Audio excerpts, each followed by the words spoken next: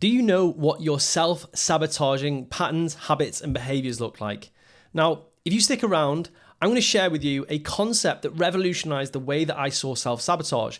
And if you're somebody who's had lots of opportunities in your life, yet you feel that you've cannibalized them, you've got in your own way, you perhaps stopped yourself from moving forwards, this session is going to be so helpful for you because you'll be able to spot and label how self-sabotage might be showing up for you. I'm going to talk about it in the context of going 10x because in my 10x steps, one of the first steps is vision. You might have an amazing vision. You might know exactly where you want to get to, but the second step is obstacles. It's spotting and labeling obstacles that could get in your way. And the way that obstacles show up, they could be internal, which we're going to talk about today, which is your inner enemy, your part X, your self-sabotaging thinking, ways of being. That's what we're going to talk about today. Or they could be external. It could be cash flow. It could be where your geographic location is. It could be your the amount of time you have to implement your steps. Obviously, what I truly believe is everything is a manifestation of inner obstacles, but we're going to look at the inner obstacles that stop you from going 10x. And my belief is that when we get really, really clear on the obstacles and we remove the frictions from the 10x process, it allows you to get into forward momentum. And why is this so important for someone like you who wants to lead, who wants to live in a way where you're growing exponentially? Well, think about this. If we can create massive momentum, we smash through obstacles way easier. And when we can smash through obstacles easier, it seems like we're on a roll. And you probably felt this kind of momentum in your work or your life before where you're like, nothing can get in your way. You just smash through decisions. You make decisions like that. If there's an obstacle or a problem, maybe it's a hard conversation, you're like, right, I need to have this because it's going to slow me down. And when we find that forward motion, that momentum, it feels like we're unstoppable. And selfishly, I want you to walk away from this session today knowing how to remove these frictions from this self-sabotaging part of you. Now, when I was looking to develop myself psychologically, I reached out to some of the big names in the psychological, wellness community. I didn't just go to anyone, I went to the top. Now, if you type in on Netflix, Stutz, S-T-U-T-Z, there's a guy called Phil Stutz. He's one of the most well-known psychotherapists in Hollywood. He works with like Jay-Z, Jeff Bezos, Gwyneth Paltrow, the who's who of the Hollywood world and business. And I reached out to his team at the Tools Book and I said, hey, listen, I've got a group that I would love you to come and share some stuff with. And he didn't reach out personally, but his co-author, Barry Michaels, who's equally as famous, he's been on Dr. Oz. If you type in Barry Michaels and there's tools, you'll see him stuff all over the internet. He's taught at Google. Barry reached out to me and then we got on a conversation. We had a call and he agreed to come and spend some time with me. And what was amazing is that I enrolled to work with Kristen Sargent, his co-coach, for the remaining 2 years. Like on and off, I've worked with Kristen and I just had a truly transformational experience understanding self-sabotage and there's tools that we can use to overcome self-sabotage. So I've learned from the best. And why is this important? Because what they teach in the tools work is that what there is a force, a destructive force within all of us. And especially if you're a leader or if you've got a big force for growth, you're going to have an equal and opposing force for destruction. So think about this. If you're somebody who's got big goals, big dreams, you want to do big things in the world, you're going to be met by an equal and opposing force, almost like a judo session. You've met your opponent. And the only way that you're going to move forward in your life is to become stronger than that resistant force, which is your inner saboteur. Hopefully you're staying with me right now, right?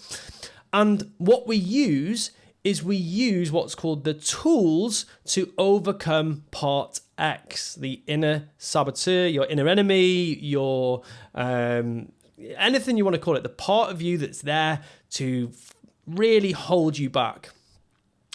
Now, what Part X does, it weaponizes parts of your psyche against you. And what I want to share with you is ways to spot and label Part X in its tracks. And that's the first step that we need to make when we're trying to overcome these self-sabotaging thoughts, patterns, behavior. It's starting to see self-sabotage for what it really is. And we might think it's something innocent, such as, looking at our phones. I'm just looking down. So I have got some notes here to guide me, because it's so important that I make sure that you see the symptoms of self-sabotage that you're probably experiencing. Now, what we might see is just as an impulse to check our phone is actually a very, very strong weapon of Part X. So the number one weapon of Part X is to weaponize our attention, to take our attention and fragment it into tiny little pieces. And as Daniel Goleman says in The Attention Revolution, he said the best way to control a man is to take his attention and fracture it into tiny little pieces, so he hasn't got the potency to move forwards. Now think about this. If you have fractured attention, if I take your very strong, powerful attention and I cut it into tiny little pieces and I push it into loads of different directions, you often end up lost and you don't know where to go. And that is Part X at work. So I'm sat here right now. I've just noticed, I've just put my left hand down. I've got my phone on the table, which is not usually there.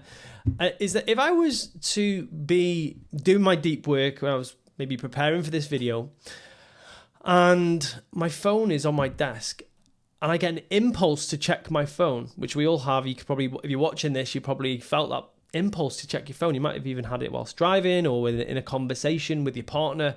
These crucial moments where our attention is really important. And then you give in to that impulse and you check your phone.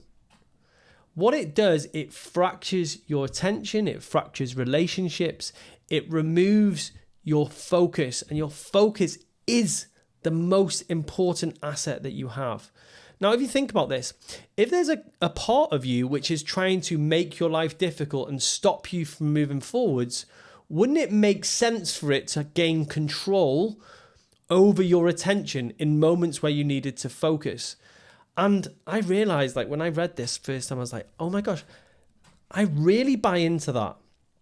I really buy into that impulses are a weapon of Part X, because they rob you of the very thing that is most important in your relationships. Like, think about this. The worst possible time you could be checking your phone is during a conversation with your spouse or your kids. But when do we get the biggest impulse to check our phone? During a conversation with a spouse, or when the kids are there, or when we're driving. I live in Dubai. People are on their phone. They're looking at their phone more than they're looking at the road. Their life is at risk when they do that, but they are given into an impulse to be on their phone. Now, that is why it's such a seductive thing that's going on with Part X. Because if I've got something important I need to focus on and I give into that impulse, I've lost the battle with my inner enemy. And the best part about that, it goes under the radar.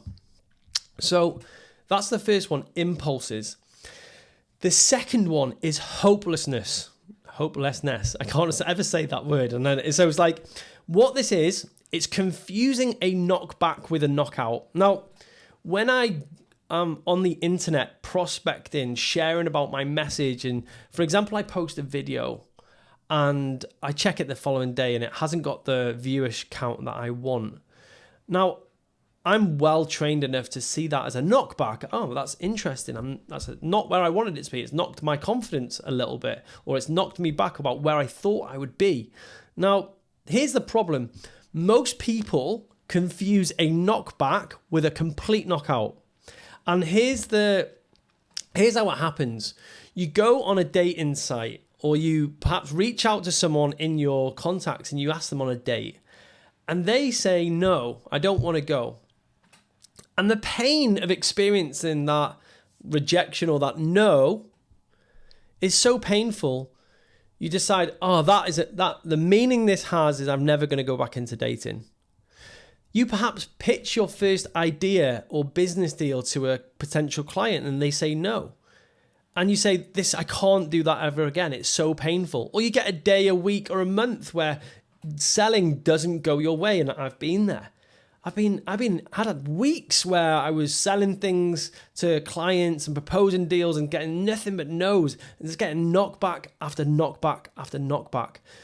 But the thing that Part X does, the part of you that wants you to give in, the part that doesn't want you to move forwards, to stay the same and safe, the way that it frames that is that's a knockout. You can't recover from this. You'll never recover from this. And this is why it's so important to spot it as that. So impulses is the first one. Hopelessness is the second one. And then what you've got to see that is that you've got to be able to see that as an opportunity to get knocked back, but then get back up. There's actually a word called anti-fragility.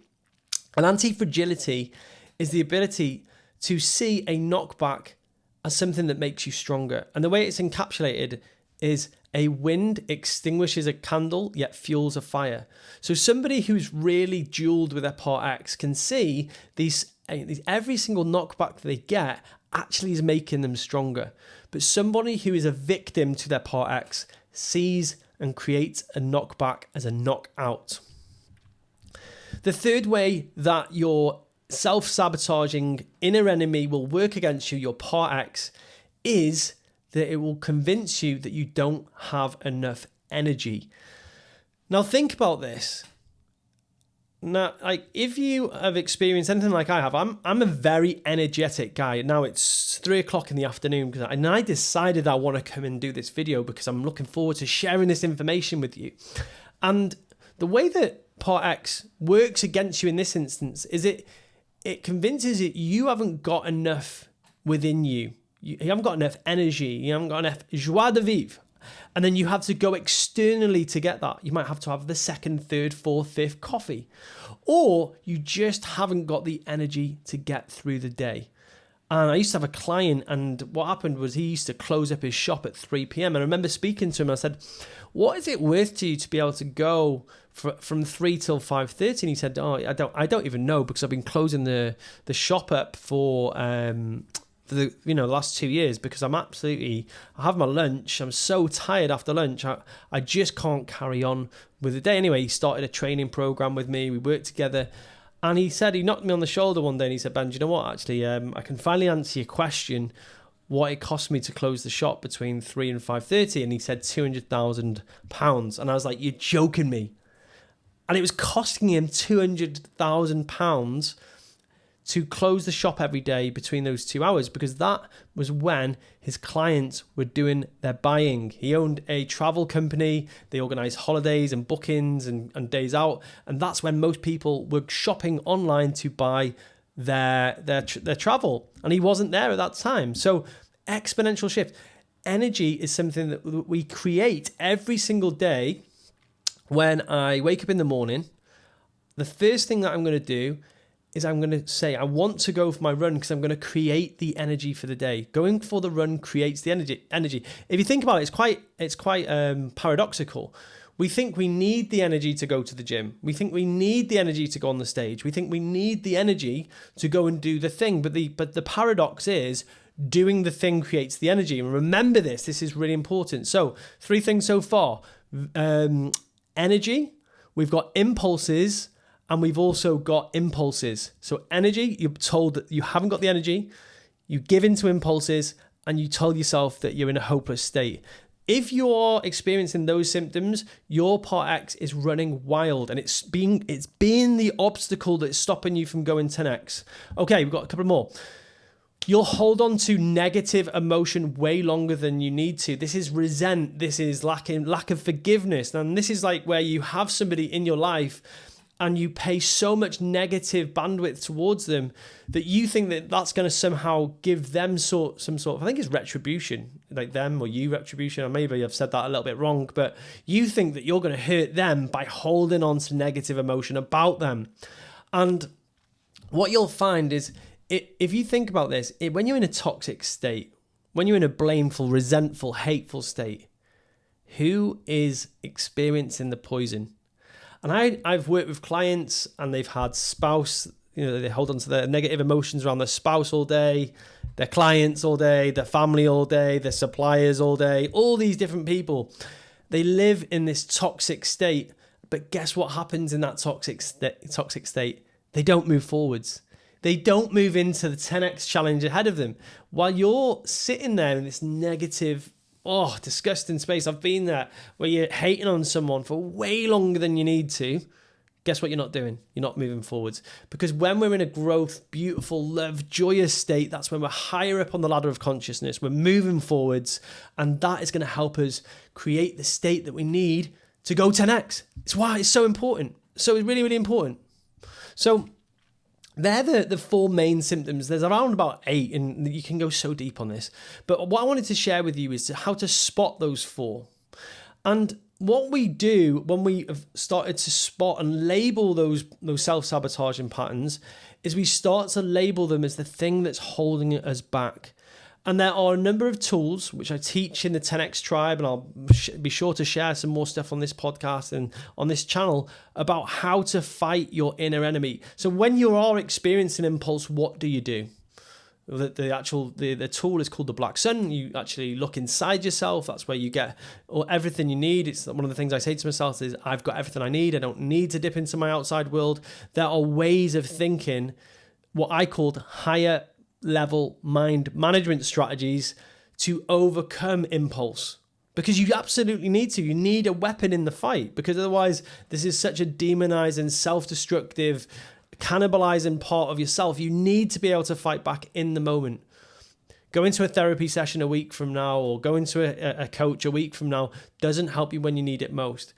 And one of the things I keep going on this, as I'm walking through the supermarket and I feel this impulse to go and buy beer, go and get extra chocolate, go and get the things that I want to have that aren't as good for me, I just remind myself I have everything I need. And it helps me live a way that, it helps me move forward so often. It stops me from giving into impulse day after day after day. It's helped me overcome my vices, and I can guarantee it can help you too. So thank you so much for tuning in to hear about self-sabotage and the way to spot it in the impulses, the hopelessness, the energy, the hanging on to negative emotion, and there are way more.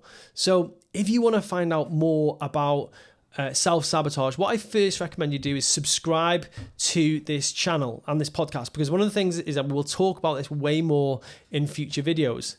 The second thing is comment which one is it that you really feel that affects you the most. Is it impulses? Is it energy? Is it hopelessness? Is it hanging on to negative emotions for way longer than you need to? Which is the one that really, really gets you? Thank you so much for watching the video, and we'll see you on the next one.